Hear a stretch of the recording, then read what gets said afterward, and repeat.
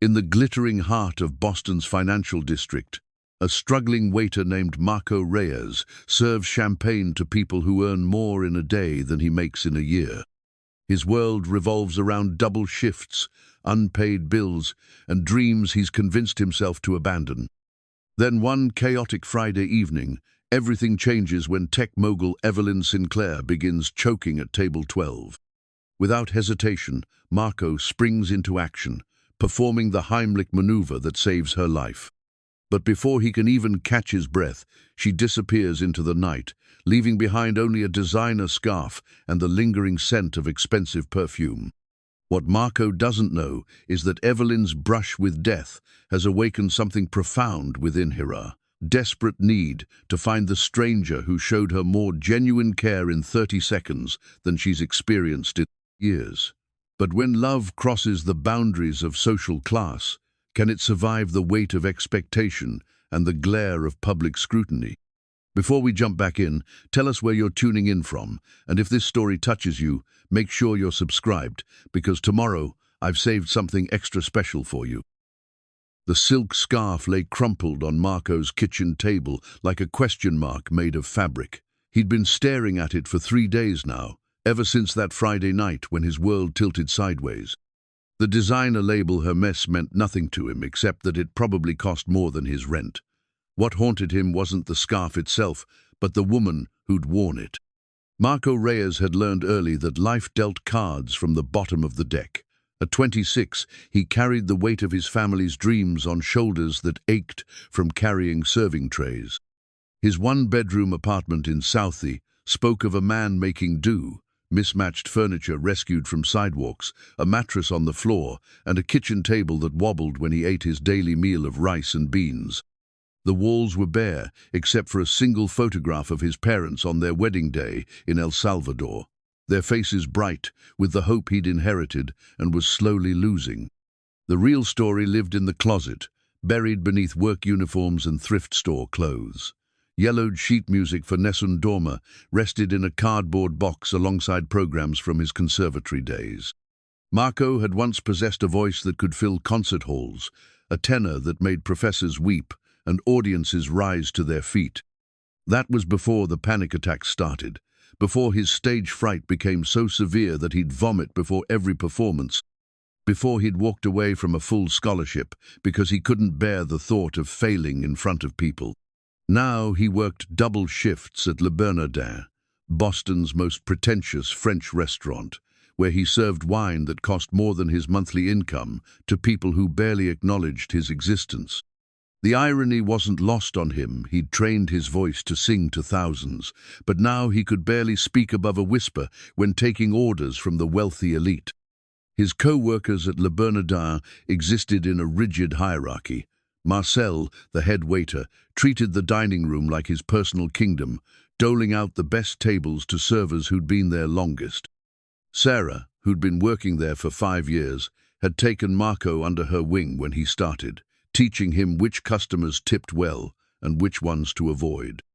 Then there was James, young and eager, who still believed that hard work and a smile could change everything. "You've been distracted all week," Sarah observed during their shift change Tuesday afternoon. She was a weathered woman in her 40s who'd seen enough of life to spot trouble brewing. "What's eating you?" Marco folded the scarf carefully, slipping it into his jacket pocket. He'd been carrying it everywhere, unable to explain why. Just tired. Tired doesn't make a man touch something in his pocket every 5 minutes like it's a talisman. Sarah's eyes were kind but knowing. "You meet someone?" The question hit closer to home than Marco wanted to admit. Had he met someone? For 30 seconds, he'd held a woman's life in his hands, felt her breath return, seen gratitude and something else flicker in her eyes before she'd vanished. It wasn't a meeting so much as a collision, two worlds touching briefly before spinning apart. Across town, in a glass tower that scraped the Boston sky, Evelyn Sinclair sat in her corner office reviewing quarterly reports that should have held her attention. Instead, she found herself touching her throat, remembering the sensation of choking, of feeling her life slip away in a roomful of people who were too polite to notice. At 32, Evelyn had built Sinclair Tech into a billion-dollar empire that specialized in revolutionary data storage solutions. Her penthouse office was a monument to success. Awards lined the walls, her desk was a slab of imported marble, and the view from her floor-to-ceiling windows encompassed half of Boston. Yet for all its grandeur, the space felt hollow, like a beautiful shell with nothing living inside. Her assistant, Patricia, knocked and entered with the day's schedule. "Your 3 o'clock with the Goldman Sachs representatives is confirmed, and the Charity Gala Planning Committee needs final approval on the menu." Evelyn nodded absently, her fingers still at her throat. She'd been raised by a series of nannies and boarding schools after her parents died in a car accident when she was 8. Love had been a luxury she'd learned to live without, replacing it with achievement and control. She'd built walls so high that even she'd forgotten what lay behind them. The near-death experience had cracked something open. For the first time in years, she'd felt genuinely cared for, not because of her wealth or status, but simply because she was a human being in distress. The young man who'd saved her life had asked nothing in return, expected nothing, and disappeared into the crowd before she could even thank him properly. She'd tried to forget, to return to her routine of 18-hour workdays and charity galas, but the memory lingered like a song she couldn't shake. During board meetings, she'd find herself wondering what he was doing, whether he thought about that night. The rational part of her mind insisted it was ridiculous, momentary crisis, creating artificial intimacy. The deeper part, the part she'd buried years ago, whispered that it might have been something more. Evelyn reached for her phone, then stopped. She'd already called the restaurant twice, hanging up when someone answered. What would she say? "Hello, I'm looking for the waiter who saved my life." It sounded absurd, even in her own mind. But as she sat in her ivory tower, surrounded by the trappings of success, Evelyn realized that somewhere in the chaos of that Friday night, a stranger had given her something she'd been missing for years, the feeling of being truly seen, if only for a moment. And for the first time in her adult life, she was willing to risk everything to find that feeling again. Marco's phone buzzed during his afternoon shift at his second job, a small coffee shop in Harvard Square.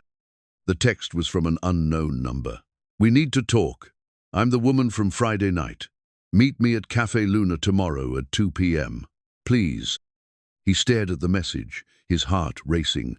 Somehow, she'd found him. The woman who'd left her scarf and disappeared into the night had tracked him down. Part of him wanted to delete the message, to pretend it never happened. But as he touched the silk scarf in his pocket, Marco realized that some encounters change you whether you want them to or not. The question wasn't whether he'd meet her, he knew he would. The question was whether he was ready for his carefully constructed world to tilt sideways once again. As he wiped down tables and counted tips, Marco couldn't shake the feeling that tomorrow would mark the beginning of something that would either save him or destroy everything he'd worked so hard to build. The scarf seemed to pulse with possibilities, a bridge between two worlds that had no business touching. But life, Marco had learned, rarely asked permission before upending everything you thought you knew about yourself. Outside, Boston hummed with its usual rhythm of ambition and hope, unaware that somewhere in its depths, two souls were about to discover that the greatest rescues often happen after the crisis has passed. Evelyn's hands trembled as she signed the hospital visitor log, her usual composed signature wavering like a teenager's. The administrator, a kind woman named Mrs. Chen, had been surprisingly helpful once Evelyn explained her situation, or at least the sanitized version of it. "You're looking for the gentleman who assisted you during your medical emergency?" Mrs. Chen had asked, her eyes soft with understanding. "That's quite thoughtful of you." Evelyn nodded, not trusting herself to speak. She'd spent the weekend replaying that moment of terror when her windpipe had seized shut and the world had started to grey around the edges. In those seconds between consciousness and darkness, she'd felt more alone than ever until strong hands had wrapped around her, pulling her back from the edge. "Marco Reyes," Mrs. Chen read from the log, her finger tracing the neat handwriting. He filled out the witness statement. "Works at Le Bernardin on Newbury Street," and she flipped to another page. Also at Grind Coffee in Harvard Square. Seems like a hard-working young man. The words hit Evelyn like a revelation. 2 jobs. This wasn't a wealthy patron who'd happened to be dining at Le Bernardin. This was someone who worked there, someone who served people like her every day while remaining invisible. The irony cut deep. Now, standing outside Grind Coffee on a Tuesday afternoon, Evelyn felt more nervous than she had before any board meeting or investor presentation. Through the window, she could see him behind the counter, his dark hair slightly longer than she remembered, his movements efficient and practiced. He looked younger in the afternoon light, less like the hero from her memory and more like someone who might have been her peer if circumstances had been different. A bell chimed as she entered, and Marco looked up from the espresso machine. Their eyes met across the small space, and she watched recognition dawn on his face, followed quickly by something that might have been alarm. "You found me," he said, his voice barely audible over the coffee shop's ambient noise. "I had to." The words came out more intense than she'd intended. She softened her tone. "I mean, I needed to thank you properly, and to get my scarf back." Marco's hand moved instinctively to his jacket pocket, and Evelyn caught the gesture. Something warm unfurled in her chest, kept it, carried it with him. "I'm on break in 5 minutes," he said, glancing at his co-worker. "If you can wait?" Evelyn nodded, ordering a latte she didn't want and finding a table by the window. She watched him work, noting the way he moved with quiet confidence, the genuine smiles he offered customers, the care he took with each order. This wasn't someone going through the motions, this was someone who found dignity in honest work.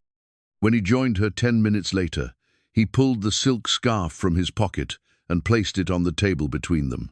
The gesture felt ceremonial, like the return of something sacred. "I'm sorry I left so abruptly that night," Evelyn began, her fingers tracing the scarf's edge. "I was overwhelmed. When something like that happens, it changes your perspective on everything." Marco nodded, understanding flickering in his dark eyes. "Are you okay now? I mean, medically?" "Physically, yes. But that's not really why I needed to find you." She took a breath, gathering courage. "I've been thinking about what you did, and I realized I never even learned your name. You saved my life, and I treated you like you were invisible." "Marco," he said quietly. "Marco Reyes. And you didn't treat me like anything, you were unconscious." "Before that, I mean, at the restaurant. I've eaten there dozens of times and I never saw you." "Not really." The admission cost her something. "I don't think I see anyone, actually. Not the way I should." Marco studied her face, searching for something. "Why does that matter to you now?" The question was gentle but direct, and Evelyn felt her carefully prepared explanations crumble. "Because for 30 seconds you cared about me as a person, not as a business opportunity or a networking contact. You didn't know who I was or what I was worth. You just saw someone who needed help." She paused, her voice growing softer. "I haven't felt that in a very long time." Something shifted in Marco's expression, wariness giving way to curiosity. "What do you want from me?" "I want to take you to dinner," Evelyn said, the words tumbling out faster than she'd planned. "Not somewhere expensive or fancy, somewhere you choose. I want to know who you are, what you care about, what makes you laugh. I want to have a conversation with someone who doesn't want anything from me." Marco leaned back in his chair, studying her with those dark eyes that seemed to see more than she was comfortable revealing. "You don't know me. I could want plenty from you." "Do you?" The question hung in the air between them. Marco was quiet for a long moment, his fingers drumming against the table. "I don't know," he said finally. "Maybe, but probably not what you think." "What do you think I think?" A smile tugged at the corner of his mouth, the first genuine expression she'd seen from him. "That I want your money, your connections, your world.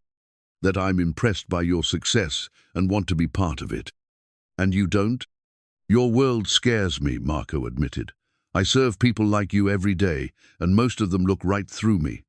They tip well when they remember to, but they don't see me as a person. They see me as part of the furniture." The words stung because they were true. Evelyn thought about all the waiters, baristas, and service workers who'd helped her over the years, how rarely she'd made eye contact or learned their names. She'd been polite but distant, treating them exactly as Marco described. "I'm sorry," she said, meaning it. "You're right, I've been one of those people." "But you're here now," Marco pointed out. "That has to count for something." "I'm here because I'm selfish," Evelyn confessed. "That moment when you saved me, I felt more connected to another human being than I have in years. I want to feel that again. I want to know what it's like to be seen by someone who doesn't have an agenda." Marco was quiet for a long moment, studying her face. "What if I disappoint you? What if I'm not the person you think I am? What if you're exactly who you need to be?" The counter between them felt like a bridge spanning two different worlds. Marco's world was one of double shifts and financial worry, of dreams deferred and pride intact. Evelyn's world was one of corner offices and charity galas, of success measured in dollars and influence. But somewhere in the space between them, something was taking shape, fragile and uncertain, but real. "One dinner," Marco said finally. "But we do it my way. No fancy restaurants, no places where you have to dress up. Just normal." Evelyn's smile was radiant. "I'd like that. I'd like normal." As they exchanged phone numbers and made plans to meet that Friday, neither of them fully understood what they were beginning. Evelyn saw it as a chance to explore a different way of being human. Marco saw it as a curiosity that would probably burn out once the novelty wore off. But as Marco watched her leave, the silk scarf once again in her possession, he couldn't shake the feeling that his carefully ordered life was about to become beautifully, terrifyingly complicated. And for the first time in years, the prospect of change didn't fill him with dread, it filled him with something that felt dangerously close to hope.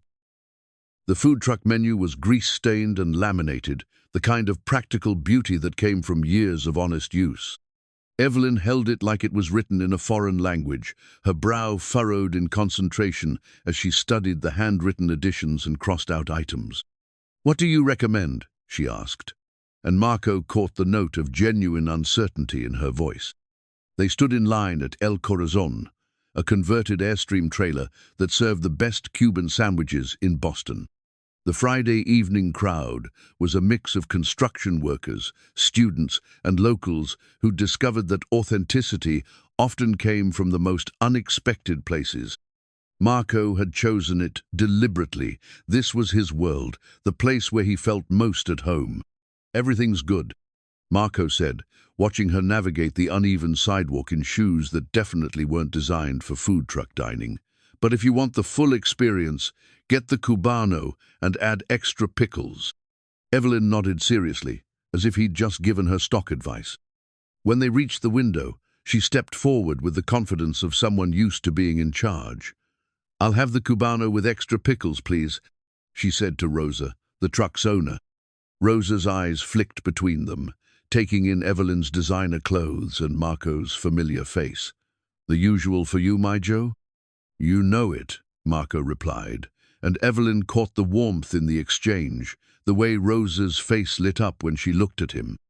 "This your girlfriend?" Rosa asked, with the directness of someone who'd known Marco long enough to take liberties. "We're just—" Marco began, but Evelyn interrupted. "We're getting to know each other," she said, and Marco was surprised by how naturally she handled the question. They found a spot at one of the picnic tables that Rosa had set up nearby. The evening air was warm, carrying the scent of grilled onions and garlic. Evelyn took her first bite of the sandwich and closed her eyes, a small sound of pleasure escaping her lips. "This is incredible," she said, wiping mustard from her chin with a paper napkin. "How did you find this place?" "I live 2 blocks away," Marco said, amused by her reaction. "Rosa makes the best Cuban food outside of Miami. She's been trying to get me to eat more for years, thinks I'm too skinny. She cares about you. She cares about everyone. That's Rosa." Marco took a bite of his sandwich, studying Evelyn's face. "What about you? Where do you usually eat?" Evelyn was quiet for a moment, considering. "Catered meals at the office, mostly. Sometimes I order from the same 3 restaurants that deliver to my building. I don't really." Explore. Why not? Time, I suppose. And habit. She paused, watching a group of teenagers laugh over their shared plate of Maduros. I've built my life around efficiency. I eat to fuel my body, not because I enjoy it. Marco found himself studying her more carefully. In the harsh lighting of the food truck, she looked younger, more vulnerable.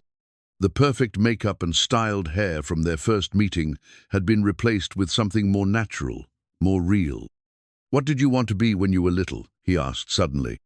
The question caught her off guard. I wanted to be a teacher. Elementary school. I loved the idea of helping kids learn, of being part of their world. She laughed, but it sounded hollow. Seems ridiculous now. Why is it ridiculous? Because I chose money over meaning. Because I built a tech empire instead of touching lives. She took another bite of her sandwich, chewing thoughtfully. What about you? Always want to be a waiter. Marco's face closed off slightly. I wanted to sing. Opera, actually. Had dreams of La Scala, Carnegie Hall of it. What happened? Life happened. Reality happened. He set down his sandwich, his appetite suddenly gone. Turns out, wanting something isn't enough if you don't have the courage to reach for it. Evelyn leaned forward, her voice gentle. What do you mean? Marco hesitated, then decided on honesty. I got stage fright. Bad. Started having panic attacks before performances. The bigger the audience, the worse it got. Eventually, I couldn't perform at all. But you still sing? In the shower, sometimes at home when I'm alone. He managed a rueful smile. Hardly the same thing. They sat in comfortable silence for a moment, watching the ebb and flow of people around the food truck. A mariachi band was setting up across the street, their instruments glinting in the evening light. I don't have panic attacks, Evelyn said finally, but I understand fear. I've built my whole life around controlling every variable, every outcome. The idea of not being in control terrifies me. But you came here tonight, Marco pointed out. You let me choose the place, the food. That's giving up control. Maybe that's why I'm here, Evelyn admitted. Maybe I'm tired of being in control of everything. As if summoned by her words, the mariachi band began to play, their music filling the evening air with joy and passion. Marco watched Evelyn's face transform as she listened, her usual composed mask slipping to reveal something softer, more open. They're beautiful, she said, and Marco heard the longing in her voice. Want to go listen? They gathered their trash and walked toward the music, joining the small crowd that had formed. The lead singer, a man in his 60s with silver hair and a voice like aged whiskey, was singing about love and loss in Spanish that needed no translation. Do you understand the words? Evelyn asked, standing close enough that Marco could smell her perfume. Some of it. He's singing about a woman who taught him to see the world differently. Marco paused, listening to the next verse. About how love changes everything, even when you're not ready for it. Evelyn turned to look at him, and Marco felt something shift in the air between them. The evening light caught in her hair, and for a moment, she looked like someone he might have known in another life. Marco, she said softly, I need you to know something. What? I'm not good at this, at being normal, at connecting with people. I've spent so many years building walls that I'm not sure I remember how to let someone in. You're doing fine, Marco said, meaning it. Better than fine. I don't want you to think I'm slumming it, or that this is some kind of charity case for me. That's not what this is. Marco studied her face, seeing the genuine concern there. What is it then? I don't know yet, Evelyn admitted, but I want to find out. The mariachi band finished their song, and the crowd began to disperse. Marco and Evelyn walked slowly back toward the main street, neither ready for the evening to end. Can I ask you something? Evelyn said as they reached her Cara sleek BMW that looked out of place in the neighborhood. Sure. Would you teach me? Teach you what? How to be normal. How to enjoy things without analyzing them to death. How to eat food, truck meals, and listen to street musicians and not worry about what people think. She paused, her voice growing softer. How to be the person I might have been if I hadn't been so afraid of not being perfect. Marco looked at her, standing there in her designer clothes next to her expensive car, asking him to teach her how to be human. The irony wasn't lost on him. She had everything he'd ever dreamed of having, and he had something she'd forgotten she needed. "I can try," he said finally. "But it goes both ways." "What do you mean?" "Maybe you can teach me something too. How to dream bigger than my next paycheck. How to believe that wanting something is the first step to getting it." He smiled, feeling braver than he had in years.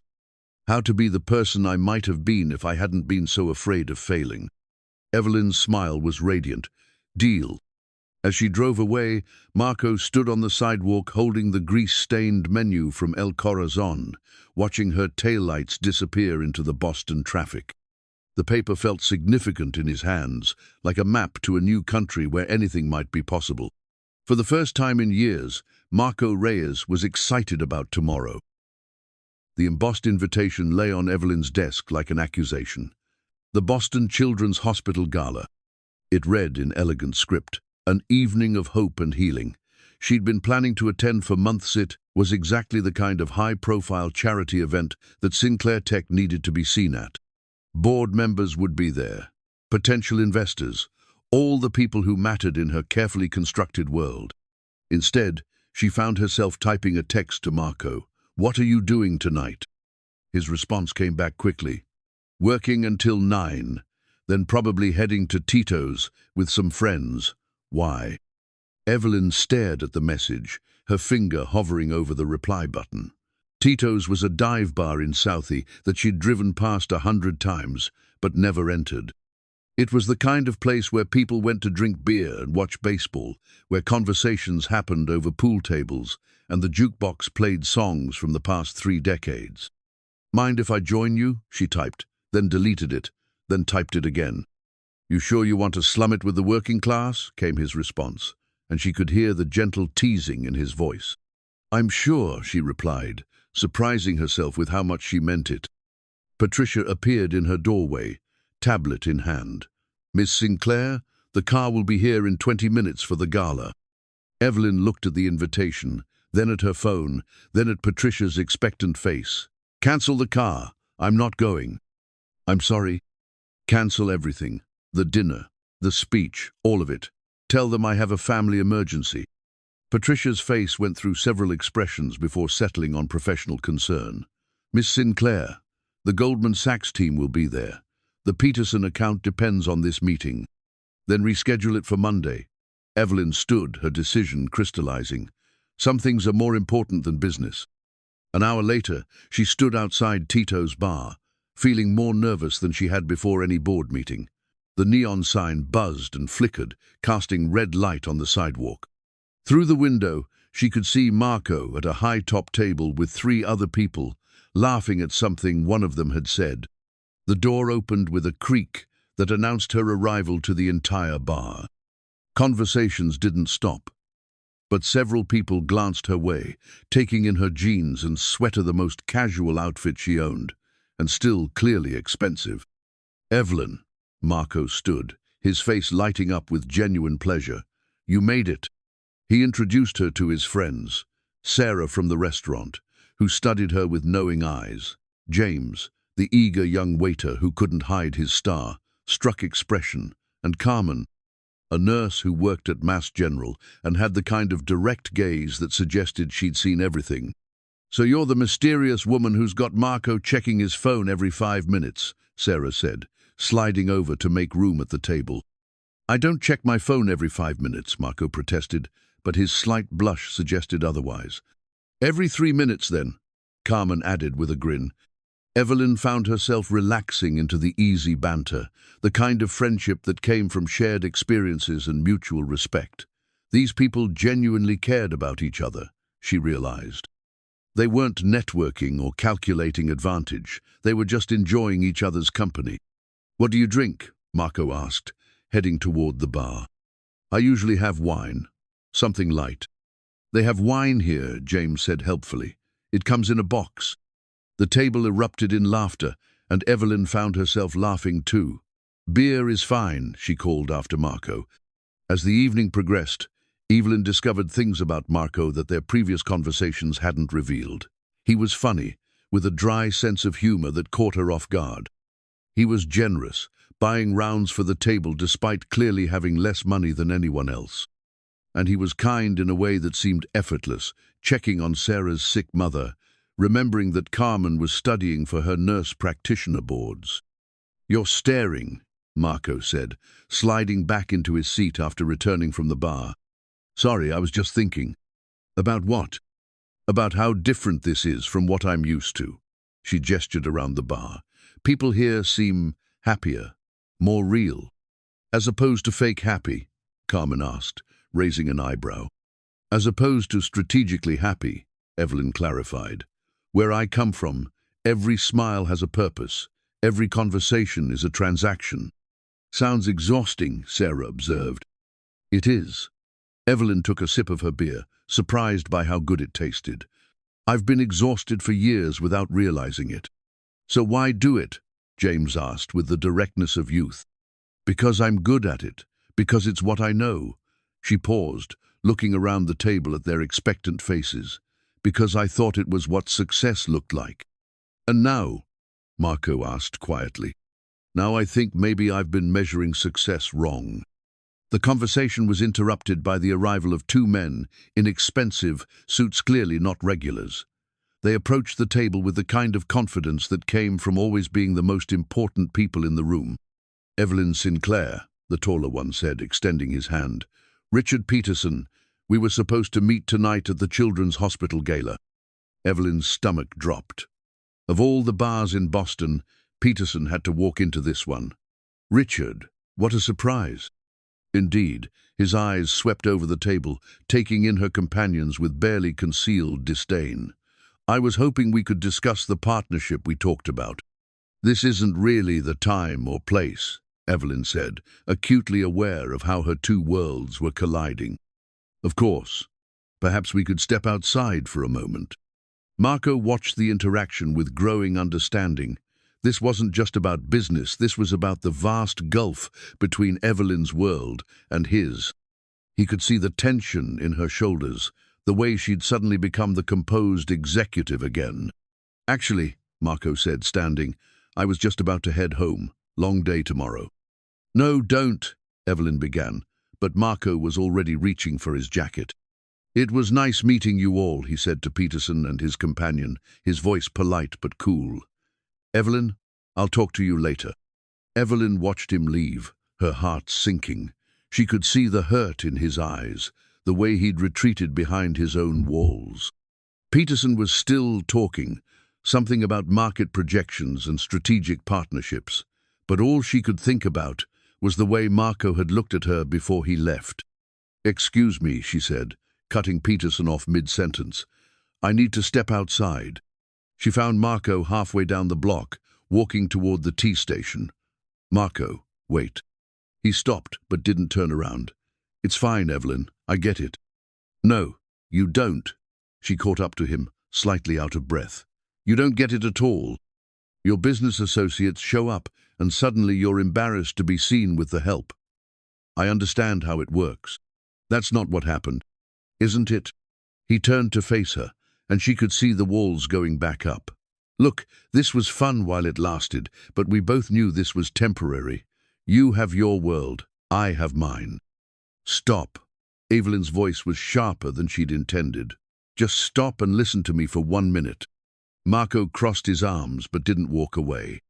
"Richard Peterson is a client, a very important client whose business could make or break a deal I've been working on for 6 months. When he showed up tonight, my first thought wasn't about being embarrassed. It was about protecting this." She gestured between them. "About keeping something that matters to me separate from the part of my life that turns everything into a transaction. So I'm something you need to hide." "No, you're something I need to protect." The words came out fierce, more honest than she'd intended. "Do you have any idea what my world would do to this, to us? They'd turn it into a story, a spectacle. Poor little rich girls slumming with the working class. They'd dissect every moment we've shared and turn it into entertainment." Marco's expression softened slightly, but the hurt was still there. So what are you saying? I'm saying that for the first time in my life, I have something real, something that isn't about business or networking or strategic advantage. And I'm terrified of losing it. She took a step closer. I'm saying that I chose you tonight. I chose to skip the most important business event of my quarter to drink beer in a dive bar because that's where you were. You skipped the gala? I cancelled everything. My assistant thinks I've lost my mind. Evelyn managed a small smile. She might be right. Marco studied her face in the streetlight, searching for something. Why? Because when I'm with you, I remember who I used to be before I became so focused on who I thought I should be. She paused, gathering courage. Because you make me laugh. Because you see me, not my net worth or my connections. Because for the first time in years, I'm excited about something that has nothing to do with quarterly projections. They stood there in the middle of the sidewalk, the sounds of the city flowing around them. Finally, Marco sighed, some of the tension leaving his shoulders. I'm sorry, he said. I jumped to conclusions. You jumped to reasonable conclusions based on past experience. Evelyn corrected. But I need you to trust me when I say that you're not past experience. You're something entirely new. Marco looked back toward the bar, where Peterson was probably still waiting. What about your client? He'll wait, or he won't. Either way, it's not more important than this conversation.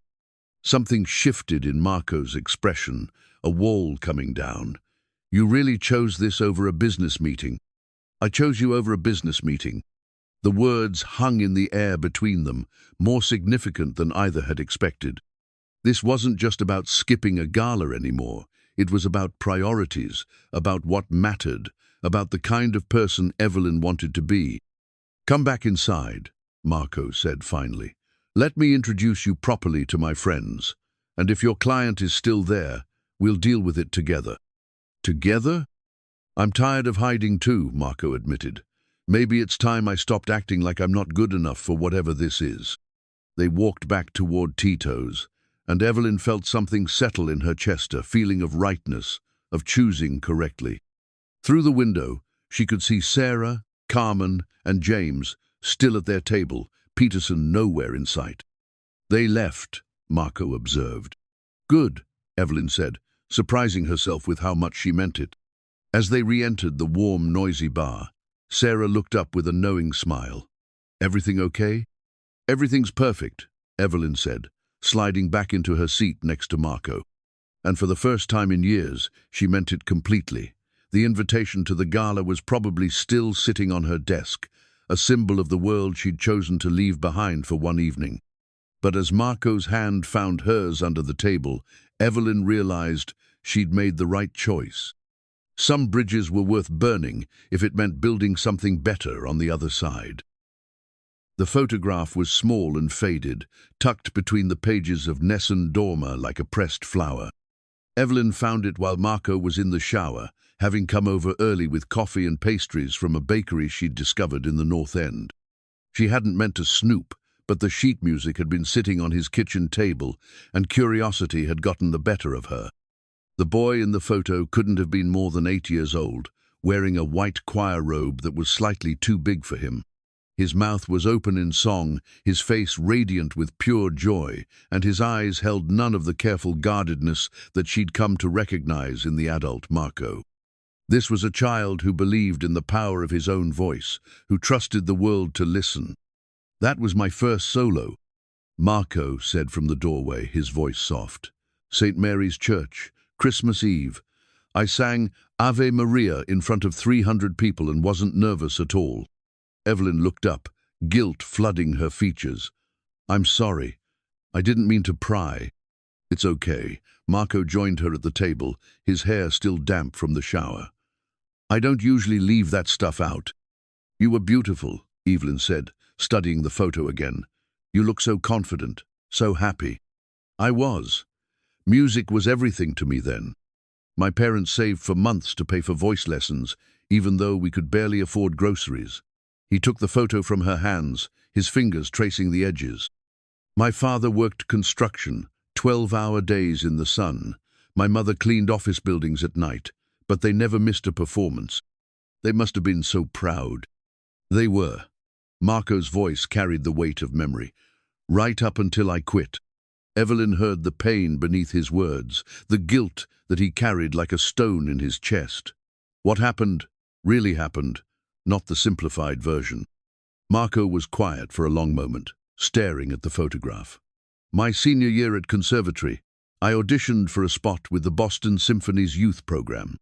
It was everything I'd dreamed of, a chance to perform with real professionals, to be heard by people who mattered in the opera world. Did you get it? I got it. Lead tenor, featured soloist for their spring concert series. He set the photo down carefully. The night before my first performance, I couldn't sleep.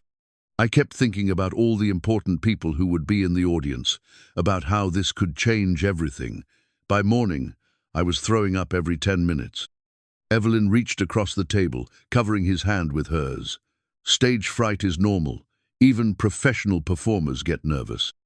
This wasn't normal nervousness. This was terror so complete that I couldn't breathe, couldn't think, couldn't function. I showed up to the concert hall and had a full panic attack in the wings. They had to call an ambulance. Oh, Marco. The worst part wasn't the embarrassment or the missed opportunity. The worst part was seeing my parents in the audience, dressed in their best clothes, waiting to hear their son sing. I had to watch my father's face when they announced that the lead tenor was unable to perform due to illness. Evelyn squeezed his hand, feeling the tremor that ran through his fingers. Did you try again? I tried for months, smaller venues, less pressure. But every time I got on stage, the panic would hit. My body would shut down. My voice would disappear. Eventually, I stopped trying. He looked at her, his eyes vulnerable. My parents never said anything, but I could see the disappointment. All those sacrifices, all those dreams, and I threw them away because I was afraid. You didn't throw them away. You're still here. You still have your voice. Hidden in my shower in this apartment. Not exactly Carnegie Hall. Evelyn stood and moved to the small keyboard in the corner of his living room, something she'd noticed on previous visits but hadn't commented on. Sing something for me. Evelyn, I can't. Not a performance. Just sing, like you would if I wasn't here. Marco shook his head, panic already flickering in his eyes. I can't. Even thinking about it makes my chest tight. Okay. Evelyn said gently, sitting back down. But can I tell you something? Marco nodded. I've been afraid my whole life too. Maybe not in the same way, but fear has driven every major decision I've made since I was 8 years old. What are you afraid of? Being left behind, being not enough, being vulnerable, and having someone walk away. She paused, gathering courage. When my parents died, I was shuffled between relatives who didn't really want me. Each placement felt temporary, conditional. I learned that love was something you had to earn through achievement, through being perfect, through never causing problems. Marco's expression softened. That's why you work so hard. I built Sinclair Tech because I thought if I was successful enough, wealthy enough, important enough, no one would ever leave me again. But the irony is that I've become so afraid of being vulnerable that I've never let anyone close enough to leave. Until now. Until now. She met his eyes, her voice steady despite the fear. You terrify me, Marco, not because you might hurt me, but because you make me want to risk everything. They sat in silence for a moment, the weight of their confessions settling between them. Finally, Marco spoke. What if we made a deal? What kind of deal? What if we both tried to be brave, just a little bit at a time? He gestured toward the sheet music. I'll try to sing something just for you, in this apartment. And you try to let me in, even when it scares you. Evelyn felt her heart racing, but she nodded. Deal. Marco stood slowly, moving to the keyboard. His hands shook slightly as he placed the sheet music on the stand. This was my father's favorite aria, from La Bohème. He played the opening notes, his fingers finding the melody with muscle memory. When he began to sing, his voice was tentative at first, barely above a whisper. But as the familiar phrases flowed, something shifted. His voice grew stronger, richer, filling the small apartment with beauty that took Evelyn's breath away. She watched his face transform as he sang, the careful mask slipping away to reveal the passionate artist underneath. This was the boy from the photograph, grown up but not diminished. His voice soared on the high notes, carrying all the emotion he usually kept locked away. When the last note faded, they were both crying. "Marco," Evelyn whispered, "you have to share this with the world." "I sang for you," he said, his voice rough with emotion. "That's enough for now." But as he looked at her tear-stained face, Marco felt something shift inside him. For the first time in years, he had sung for another person without panic, without fear, overwhelming the music. It was a small step, but it felt monumental. "Your turn," he said softly. "My turn for what?" "To be brave. Tell me something you've never told anyone else." Evelyn took a shaky breath, feeling as exposed as if she were the one who had just performed. "I have your picture on my phone, the one from the hospital visitor log. I look at it sometimes when I'm having a bad day at work." "Why?" "Because it reminds me that there are people in the world who care about others without expecting anything in return. Because your face in that picture, serious and concerned, represents everything good that I want to be part of." Marco crossed to her chair and knelt beside it, taking her hands in his. "You are part of it. You're part of my world now. Even though I'm damaged goods." "We're all damaged goods," Marco said, bringing her hands to his lips. "The question is whether we let our damage define us or whether we use it to connect with other people who understand." As Evelyn leaned down to kiss him, she felt something she'd never experienced before, the sensation of being known completely and accepted anyway. The photograph of young Marco lay forgotten on the table, but the joy in that boy's face had found its way back into the man, brought out by someone brave enough to love him exactly as he was. Outside, Boston hummed with its usual energy, but inside Marco's small apartment, two people were discovering that the greatest performances happened not on stages or in boardrooms, but in quiet moments when you chose to be vulnerable with another human being.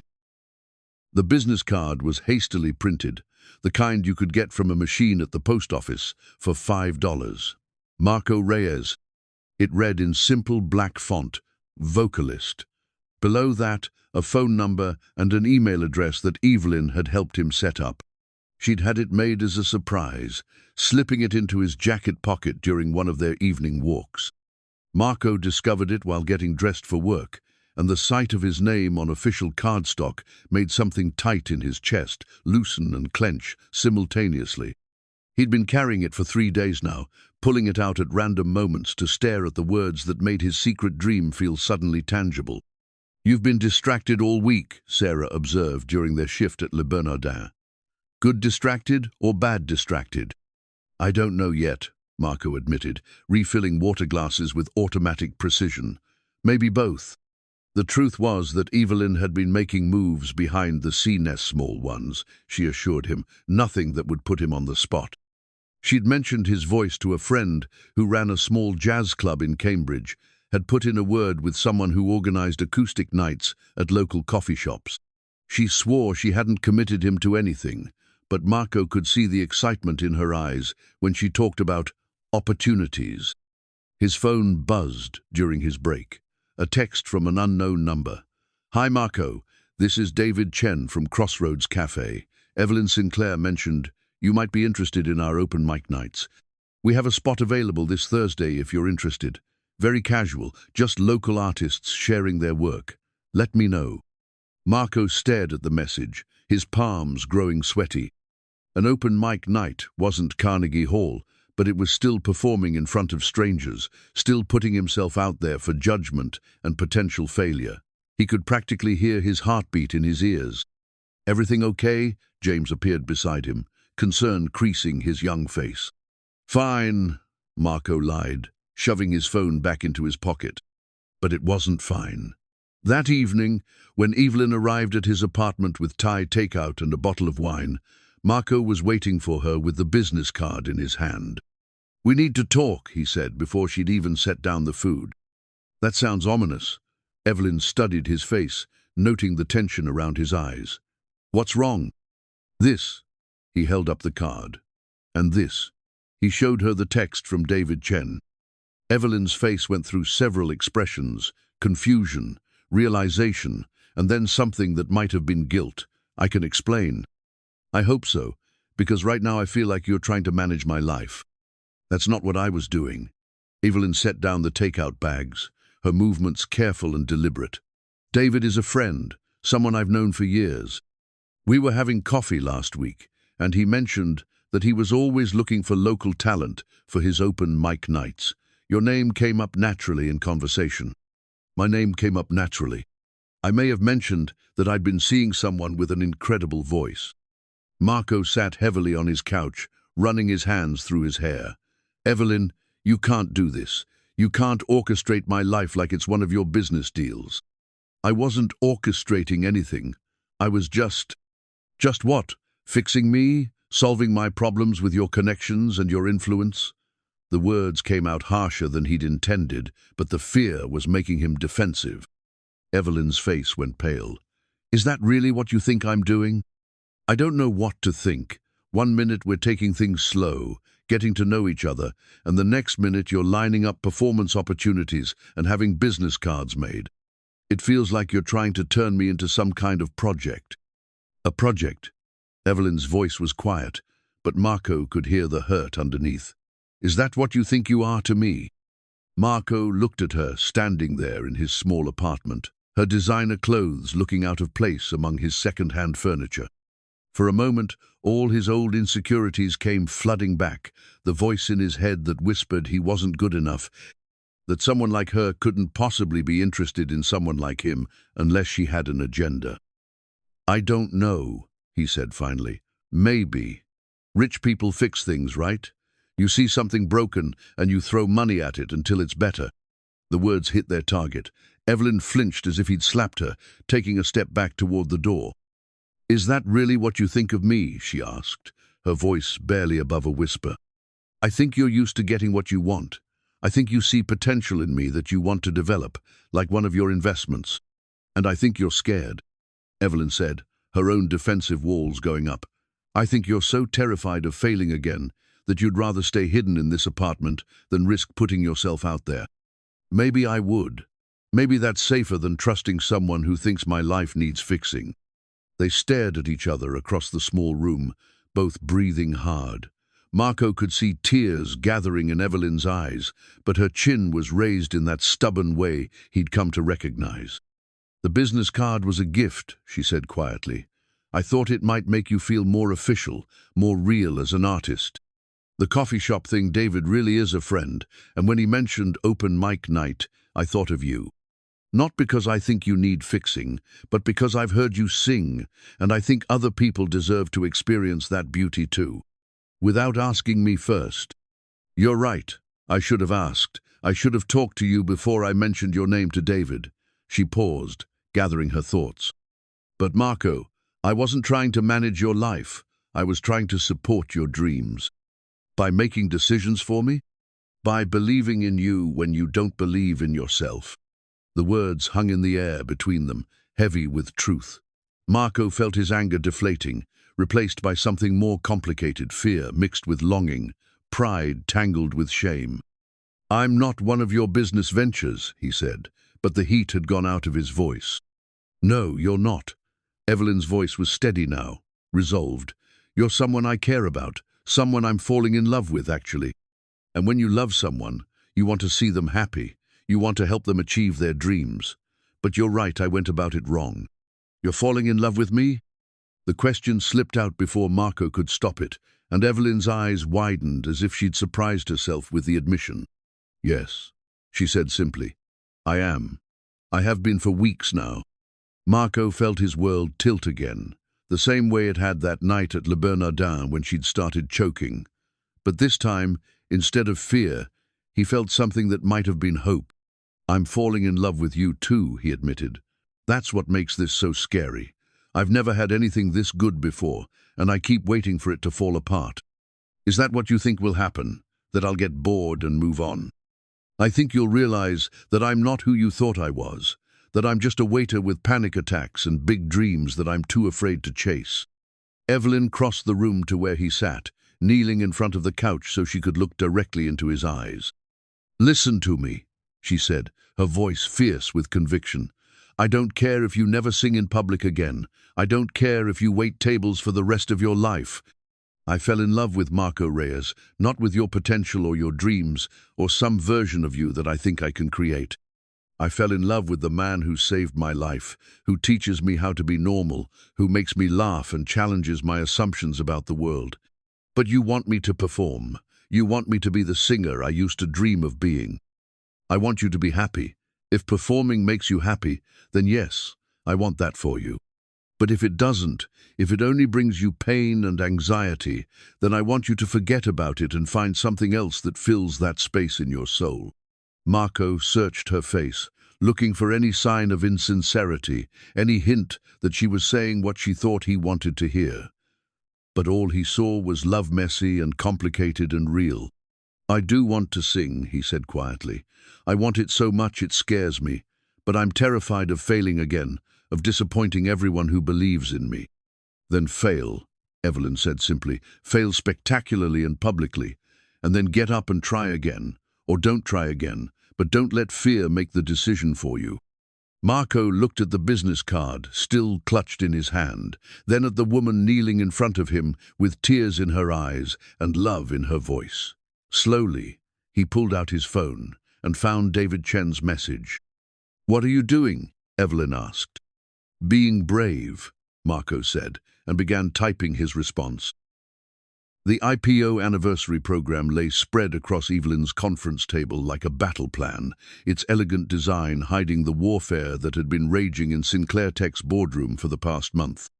5 years of innovation, the cover proclaimed, featuring a photo of Evelyn from her younger, more idealistic days back, when she'd believed that success and happiness were the same thing. "The Goldman Sachs partnership is contingent on this event going flawlessly," Richard Peterson was saying, his voice carrying the weight of ultimatum. "Their decision will shape the next 5 years of our growth trajectory." Evelyn nodded absently, her attention divided between Peterson's words and the text thread she'd been having with Marco throughout the meeting. He was nervous about his open mic performance that evening, his first time singing in public since his conservatory days. She wanted to be there, needed to be there, but the anniversary gala was the most important night in Sinclair Tech's calendar. "Evelyn?" Patricia's voice cut through her distraction. "The catering team needs final approval on the menu changes." "Whatever you think is best," Evelyn said, not really listening. Peterson's eyebrows rose. "I'm sorry, did you just delegate final approval on a $5 million event to your assistant?" The room went quiet. Board members exchanged glances that spoke volumes about their growing concerns regarding their CEO's recent behavior. Ever since the missed meetings and family emergencies had started, whispers had been circulating about Evelyn's priorities. "The menu is hardly the most critical aspect of tonight," Evelyn said, but she could hear how unconvincing she sounded. "Everything is critical tonight," Board Chair Margaret Reynolds said, her voice carrying decades of boardroom authority. "Evelyn, we need to discuss your recent distraction." "I'm not distracted. You've missed 3 key investor meetings in the past month. You've delegated responsibilities that you've personally handled for 5 years. And according to Patricia, you've been leaving the office early multiple times a week." Margaret's tone was gentle but firm. "If there's something affecting your ability to lead this company, we need to know." Evelyn felt the weight of their scrutiny, the careful balance of power that she'd maintained for years, suddenly feeling precarious. "I've been exploring a better work-life balance." "Work-life balance?" Peterson's laugh was sharp. "You built this company by working 18-hour days. You used to say that work-life balance was for people who weren't committed to excellence. Maybe I was wrong." The words hung in the air like a confession. Margaret leaned forward, her expression concerned. "Evelyn, you're 32 years old, and you've built one of the most successful tech companies in New England. You don't get to have second thoughts about your life philosophy in the middle of our most important quarter." "Why not?" The question came out more sharply than Evelyn had intended. Why am I not allowed to evolve, to decide that maybe there are things more important than quarterly profits? Because you have responsibilities, Peterson said, to your employees, to your shareholders, to the people who believed in your vision. My vision was to build something meaningful. Somewhere along the way, it became about building something profitable. Margaret and Peterson exchanged a look that Evelyn recognized, the look of people making decisions about her future without her input. Perhaps you should take some time off, Margaret suggested. A sabbatical. Let the executive team handle day-to-day operations while you figure things out. You're talking about removing me as CEO. We're talking about protecting the company, Peterson said bluntly, and protecting you from making decisions you might regret. Evelyn's phone buzzed with another text from Marco. Performance starts in an hour. Wish you were here. She stared at the message, feeling the pull between the two worlds that had been slowly tearing her apart. What if I don't want to be protected, she said suddenly. I'm sorry. What if I don't want to be protected from my own decisions? What if I've spent 5 years building something that's slowly killing my soul, and I'm finally brave enough to do something about it? Margaret's face went pale. Evelyn, you're talking about walking away from everything you've built. No, I'm talking about building something better.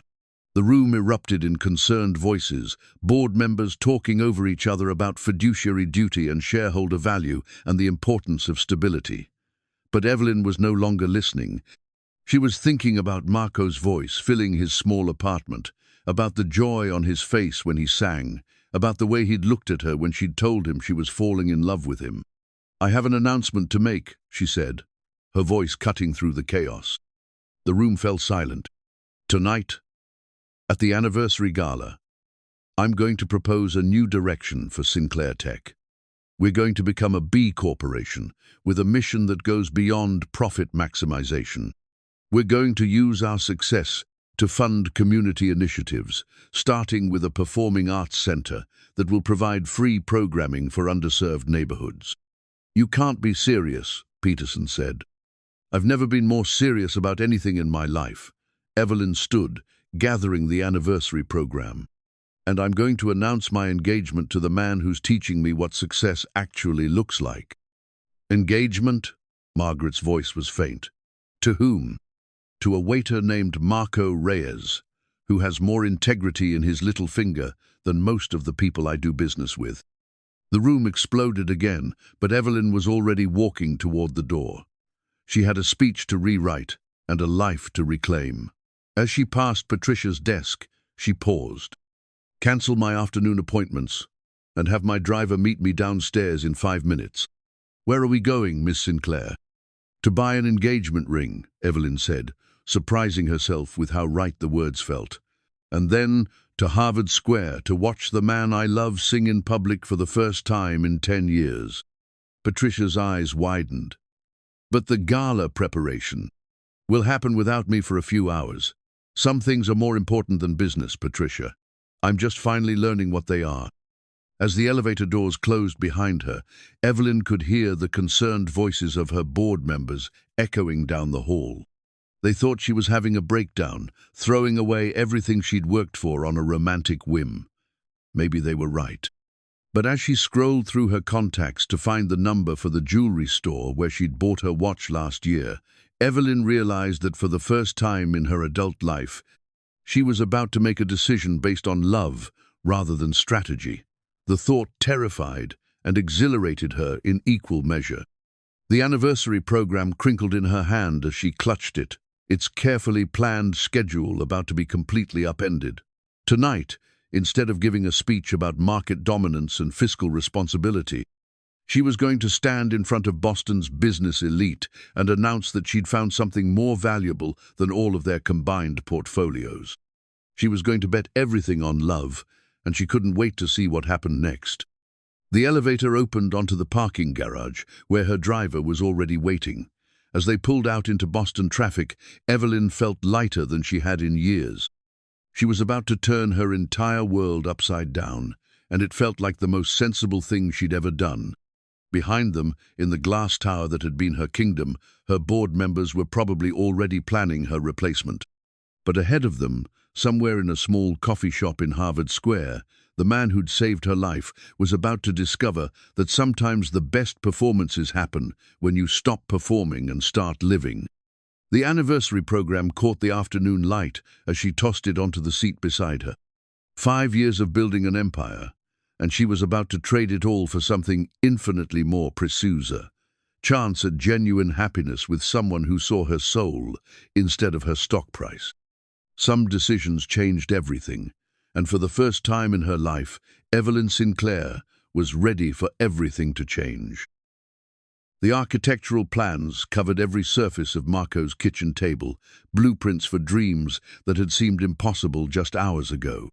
Evelyn had spread them out like a map to their future detailed drawings of the Reyes Sinclair Community Arts Center, complete with a main theater, smaller performance spaces, rehearsal rooms, and classrooms for music education. "You had these drawn up already?" Marco asked, his voice filled with wonder as he traced the outline of the main stage with his finger. "I may have gotten a little carried away," Evelyn admitted, watching his face for any sign of overwhelm. "After your open mic performance last week, I couldn't stop thinking about all the people who could benefit from a space like this." Marco's performance at Crossroads Cafe had been transformative, not just for him, but for everyone who'd witnessed it. He'd sung with trembling hands and a voice that cracked with emotion, but by the end of his set, the entire coffee shop had been in tears. Videos of his performance had already garnered thousands of views online, with comments from people sharing their own stories of overcoming fear. "The main theater seats 400, Evelyn continued, pointing to the center of the plans. "But look here, the stage can be configured for smaller, more intimate performances too. And these side rooms are for individual practice and lessons." "How much would something like this cost?" "Less than you'd think, more than most people could afford," Evelyn said carefully. "But that's not really the point. The point is that it's possible." Marco sat back in his chair, overwhelmed by the scope of what she was proposing. "Evelyn, this is incredible, but I can't let you." "This isn't charity, Marco. This is partnership." Her voice was firm but gentle. "I have money but no artistic vision. You have artistic vision but no resources.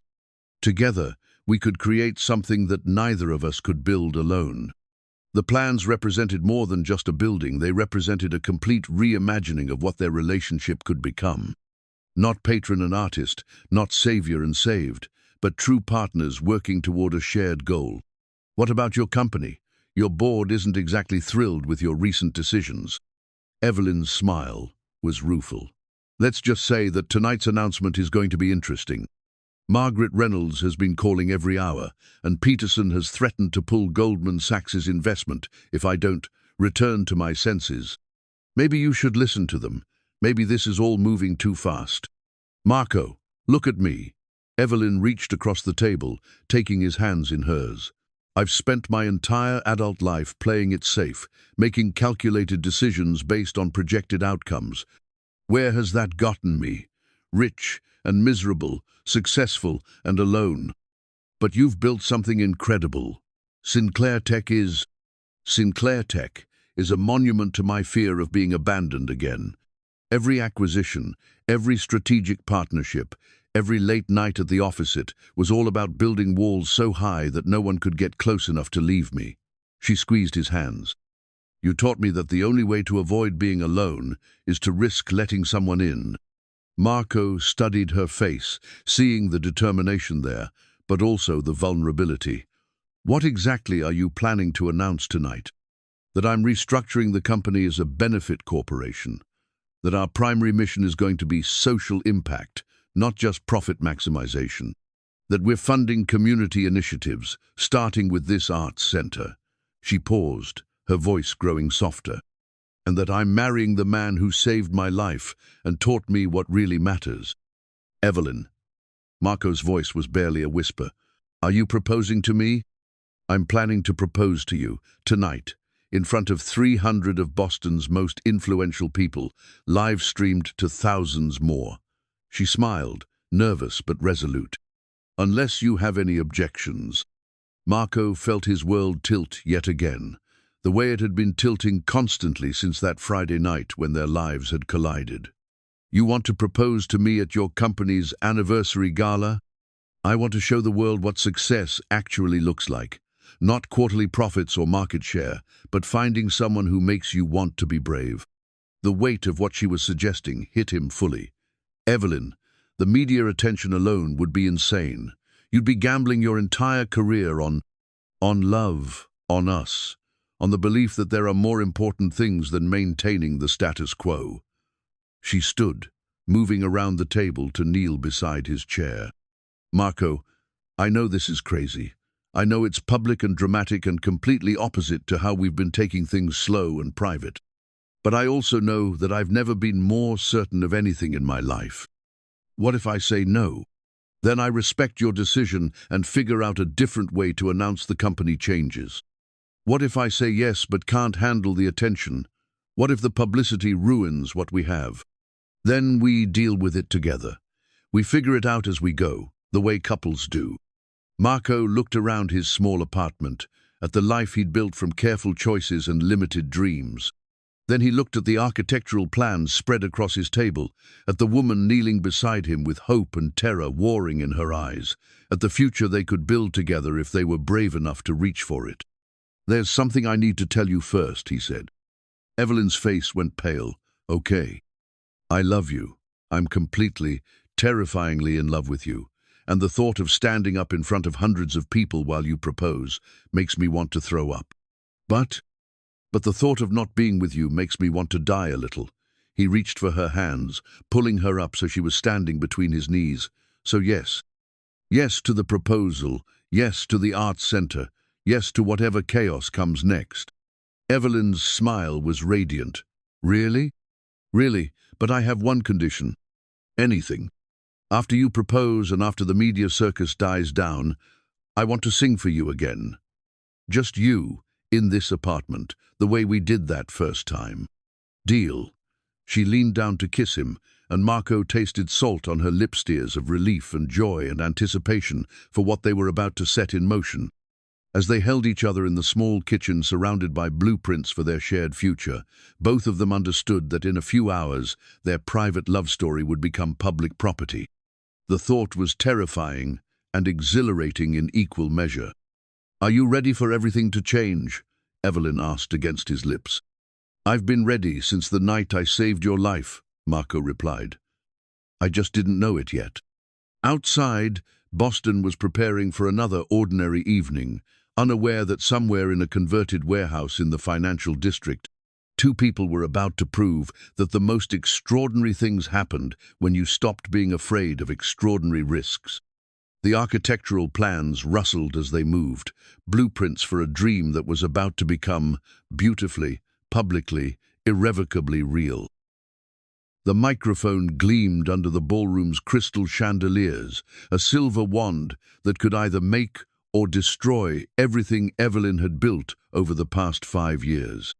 She stood at the podium in the Fairmont Copley Plaza's grand ballroom, looking out at 300 faces that represented the pinnacle of Boston's business and social elite. The live stream camera's red light blinked steadily, broadcasting her image to thousands more viewers who had tuned in to witness Sinclair Tech's anniversary celebration.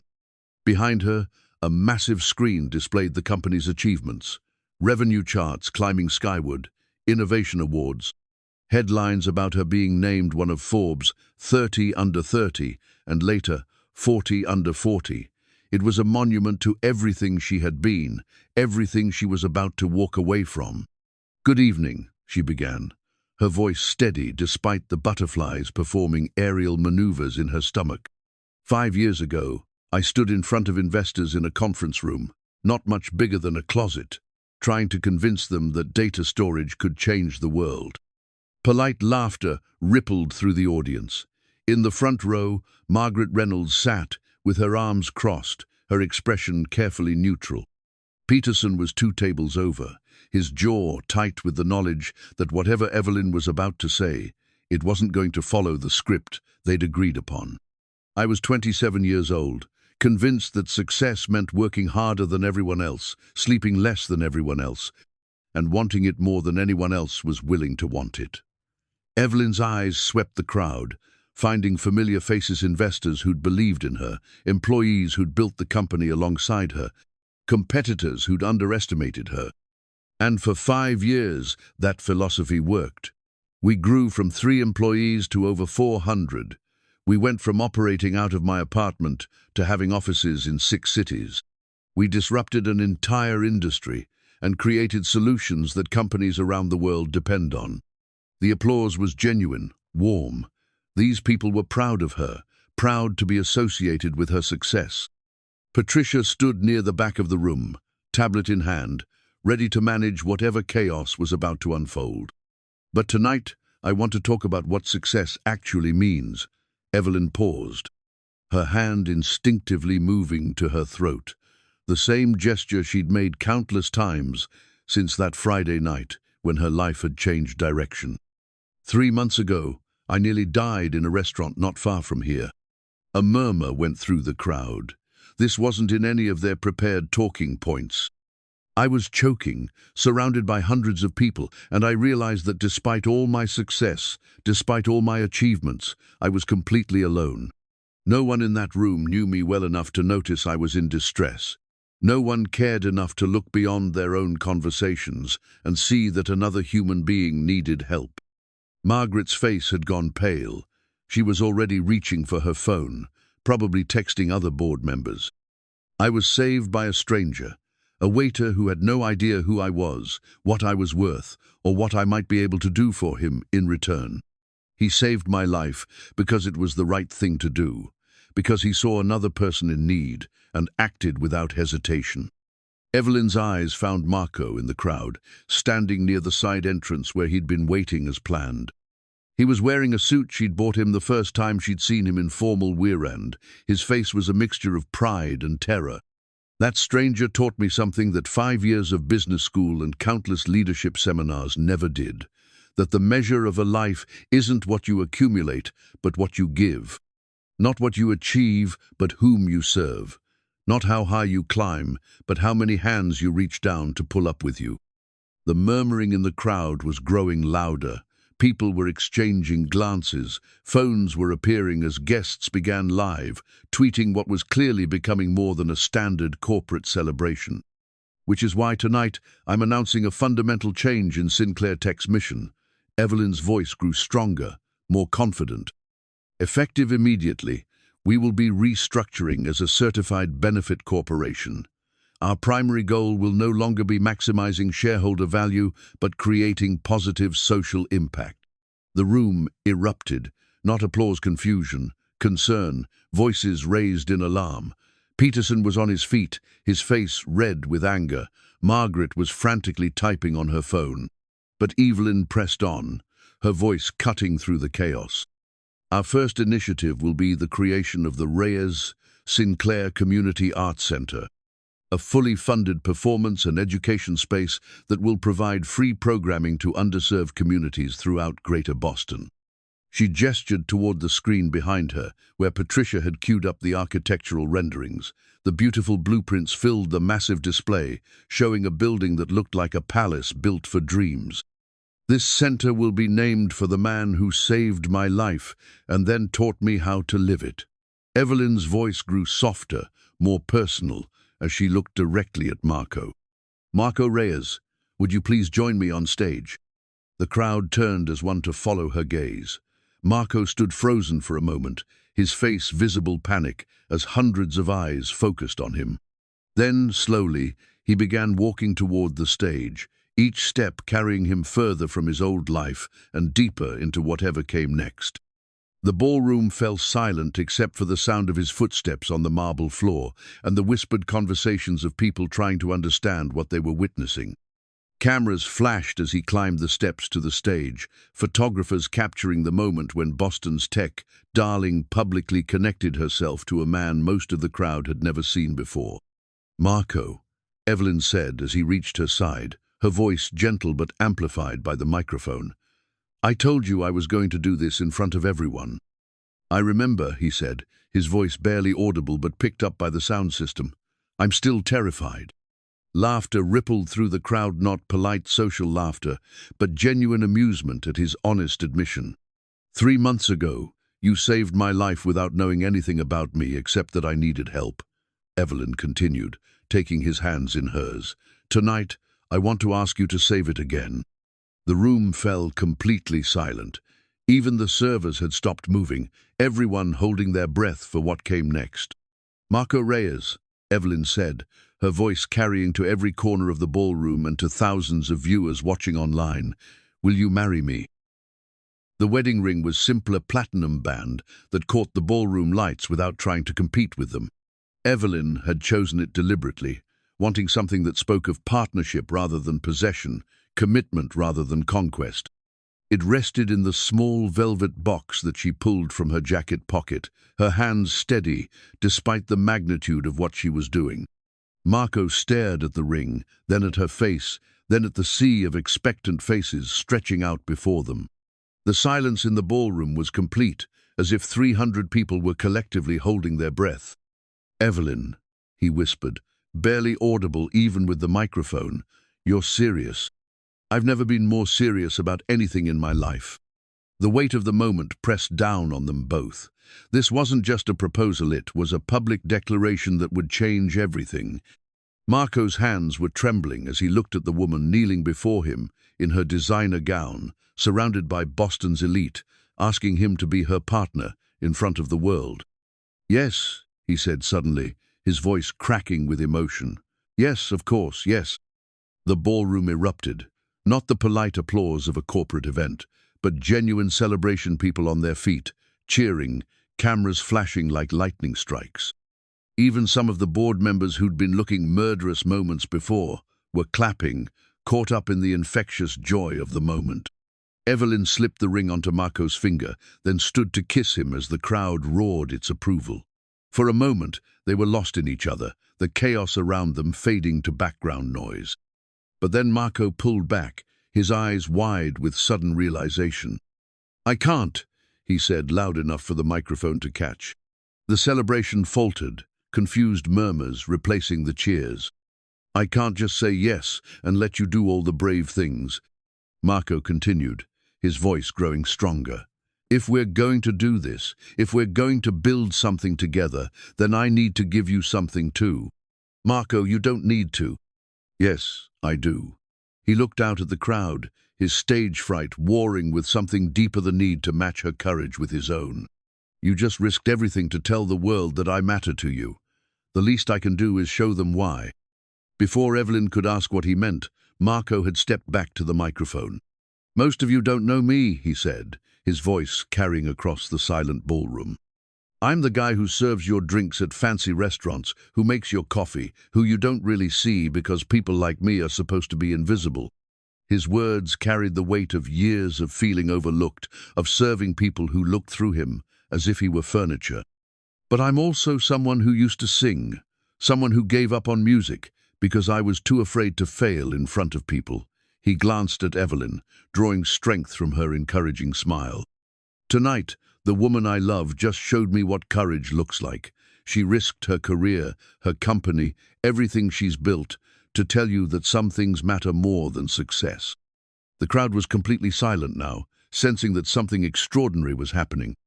"So I'm going to sing for her, for all of you. Not because I'm not afraid anymore, but because love is worth being afraid for." Marco closed his eyes for a moment, centering himself the way he'd learned to do during his conservatory days. When he opened them, his gaze found Evelyn's and held it. He began to sing a cappella, his voice starting soft but growing stronger with each note. It was Nessun Dorma, the aria from his childhood photo, the piece that had once represented all his dreams. But now it meant something different. Now it was about triumph, about overcoming fear, about love conquering everything that tried to diminish it.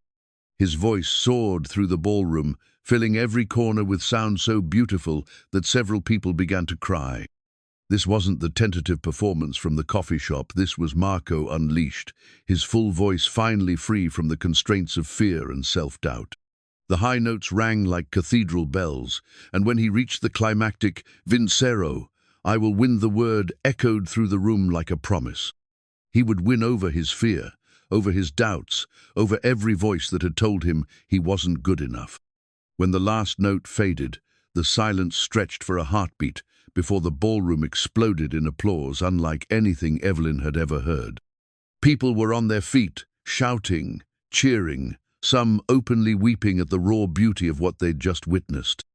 Marco was breathing hard, his face flushed with exertion and adrenaline. He'd done they'd sung in front of hundreds of people and survived. More than survived, he'd triumphed.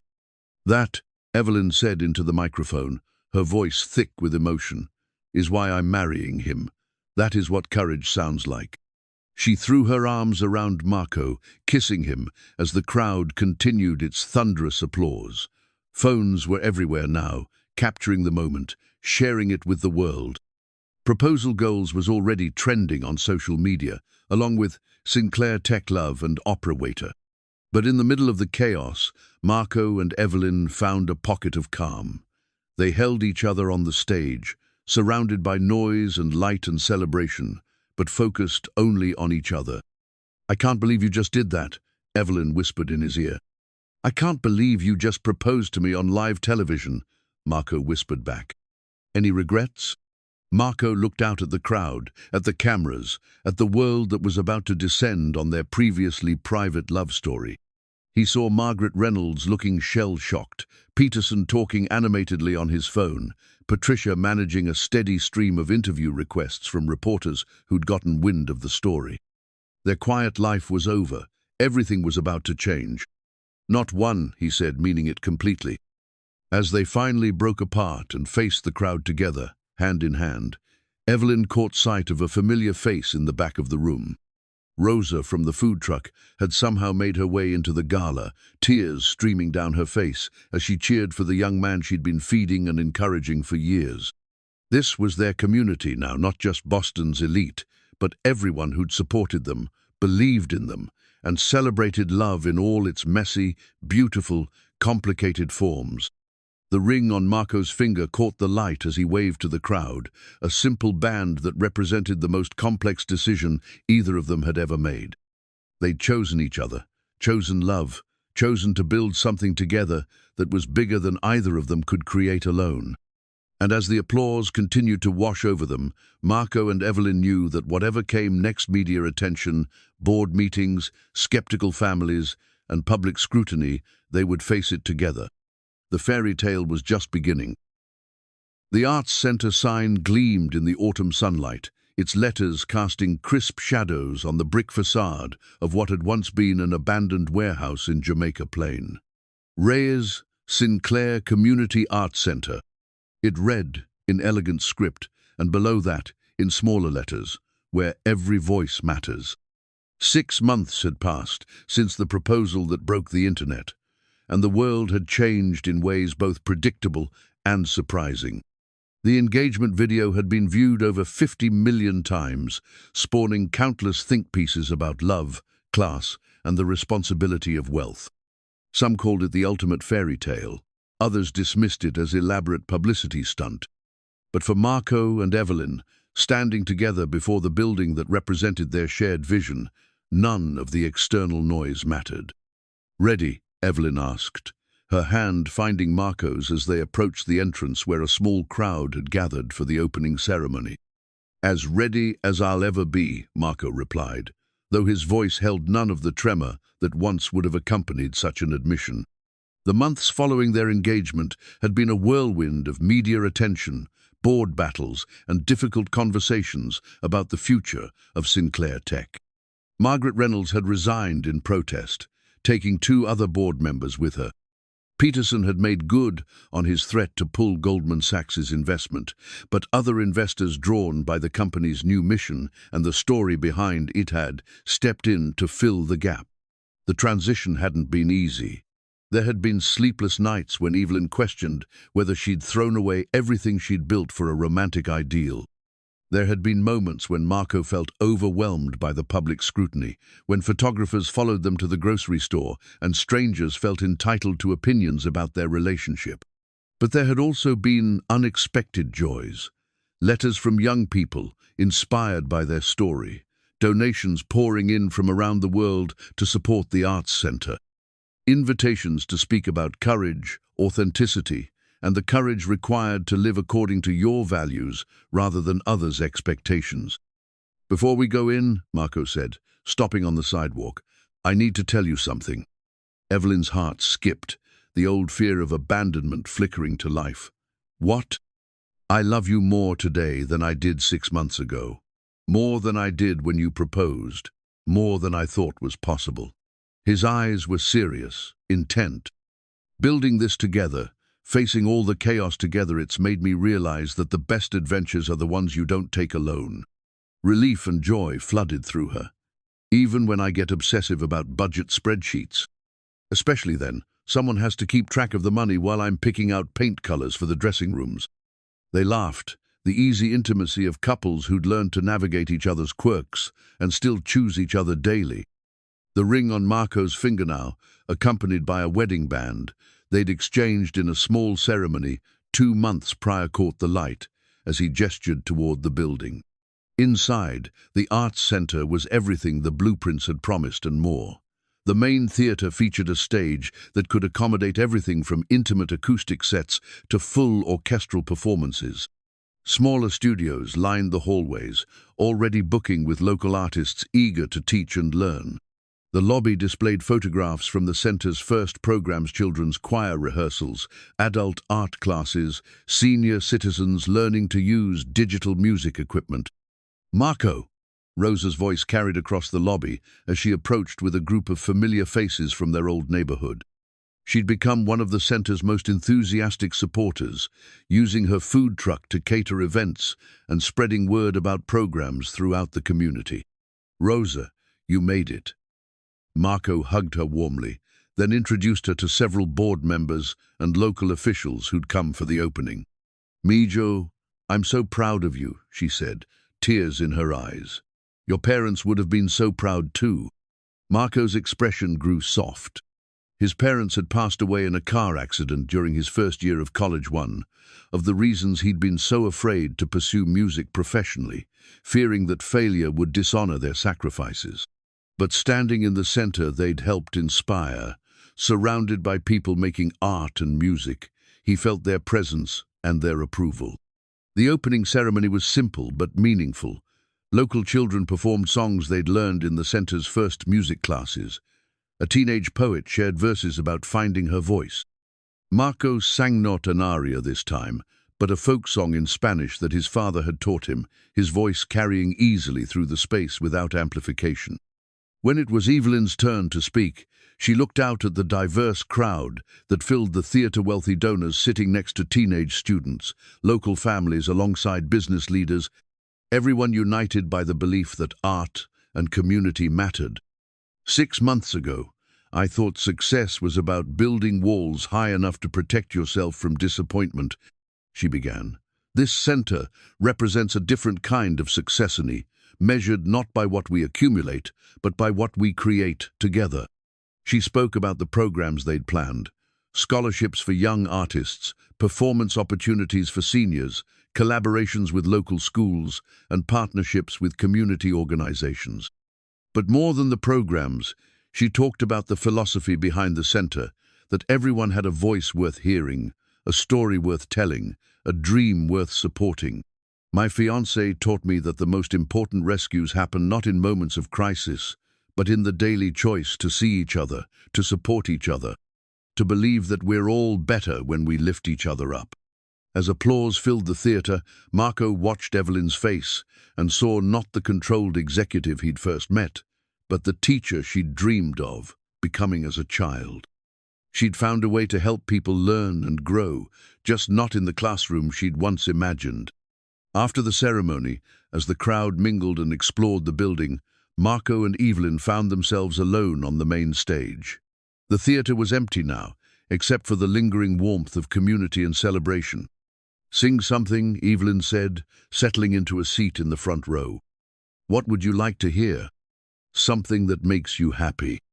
Marco thought for a moment, then began to sing "What a Wonderful World," not the version made famous by Louis Armstrong, but a slower, more contemplative arrangement that allowed his classical training to show through.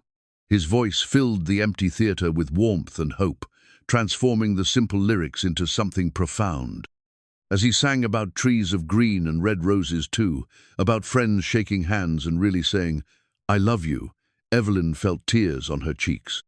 This was what success looked like, not the corner office or the stock options or the magazine covers, but this moment of perfect contentment, surrounded by the physical manifestation of their shared dreams. When the song ended, the silence was comfortable, full. "Do you ever miss it?" Marco asked, settling beside her in the front row. "The old life, the corporate world, the simplicity of just worrying about quarterly reports?" "Never," Evelyn said without hesitation. "Do you ever miss being invisible?" "Not for a second." Marco took her hand, their fingers intertwining with the ease of long practice. "Though I do sometimes miss when we could go to restaurants without people taking pictures of our food. Small price to pay for changing the world." "Are we changing the world?" Evelyn looked around the theater, thinking about the children who would take their first music lessons here, the adults who would discover hidden talents, the community that would gather around shared creativity. "One voice at a time," she said. As they sat together in the theater they'd built, Marco and Evelyn understood that their story wasn't really about a dramatic rescue or a fairy tale proposal. It was about two people who'd been brave enough to let themselves be truly seen by another person, and in doing so, had discovered that the greatest act of courage wasn't saving someone's life in a moment of crisis. It was choosing to build a life together, day by day, choice by choice, song by song. The Arts Center would serve the community for years to come, but its most important purpose had already been fulfilled. It had given them a reason to believe that love, when combined with purpose, could indeed change the world. Outside, Boston hummed with its usual rhythm of ambition and hope, but inside the Reyes Sinclair Community Arts Center, two people who'd found their voices sat in perfect harmony, ready for whatever song came next.